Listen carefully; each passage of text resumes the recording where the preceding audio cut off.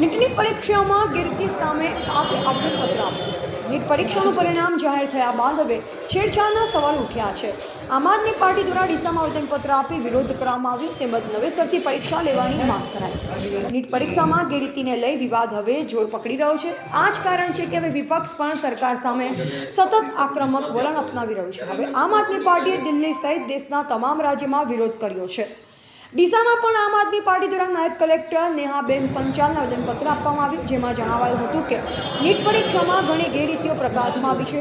લાખો બાળકોની મહેનત અને સપના પર મોદી સરકારના આવા કૌભાંડોને કારણે પાણી ફરી વળ્યા છે। દેશના વિદ્યાર્થીઓ અન્યાય સહન કરશે નહીં। આ કૌભાંડ સામે નવેસરથી પરીક્ષાઓ નહીં લેવાય ત્યાં સુધી આમ આદમી પાર્ટી દેશભરમાં વિરોધ પ્રદર્શન કરશે। વર્તમાનમાં નીટની પરીક્ષાનું પેપર ફૂટ્યું છે અને ખૂબ ગેરરીતિઓ થઈ છે ત્યારે ભારતભરની અંદર આ બાબતે વિદ્યાર્થીઓમાં ખૂબ જ આંદોલન અને ઉગ્ર રજૂઆતો છે પણ સરકાર ક્યાંક ને ક્યાંક બેરી મૂંગી છે। વિદ્યાર્થીઓની કોઈ વાત સાંભળતી નથી। જે પરીક્ષાથી ડૉક્ટર થવાના હોય છે, જે આવનારું આપણા દેશનું જે ભવિષ્ય છે, જેમને હેલ્થની ચિંતા કરવાની છે, એવી પરીક્ષાઓની અંદર જ્યારે ગેરરીતિ થઈ રહી હોય ત્યારે ખૂબ જ એ શરમજનક કહેવાય। ખરેખર આ પરીક્ષા લેવાવાળાઓએ ઢાંકણીમાં પાડી લઈને મરી જવું જોઈએ કારણ કે પરીક્ષા એક એવી વસ્તુ છે કે જેની અંદર કેટલાય લોકોનો વિશ્વાસ હોય છે।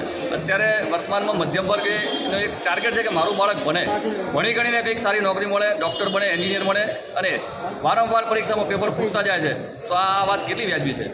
આમ આદમી પાર્ટી બનાસકાંઠા જિલ્લા દ્વારા આજે અમે આવેદનપત્ર આપ્યું છે અને આ નીટ પરીક્ષાની અંદર જે પણ લોકો દોષિતો છે એમને કડકમાં કડક સજા થાય અને નીટની પરીક્ષા ફરી યોજવામાં આવે એવી અમારી માંગ છે। જો આ બાબતે સરકાર ગંભીર નહીં બને તો આવનારા દિવસોની અંદર જેટલું બની શકે એટલું આ વિદ્યાર્થીઓના હકની અંદર અમે લડાઈ લડશું। એ બાબતે અમારે ઉપવાસ કરવા પડે ઉપવાસ કરશું, જેલ ભરવી પડે જેલ ભરશું, પરંતુ વિદ્યાર્થીઓને ન્યાય નહીં મળે ત્યાં સુધી આમ આદમી પાર્ટી બનાસકાંઠા અને ગુજરાત ઇવન આખો પ્રદેશ જે ભારત રાષ્ટ્રની અંદર જેટલી પણ આમ આદમી પાર્ટી જ્યાં જ્યાં પણ સક્રિય છે ત્યાં ઉગ્ર આંદોલન કરશે એવું અમે વિદ્યાર્થીઓના હિતમાં આજે ખાતરી આપી છે।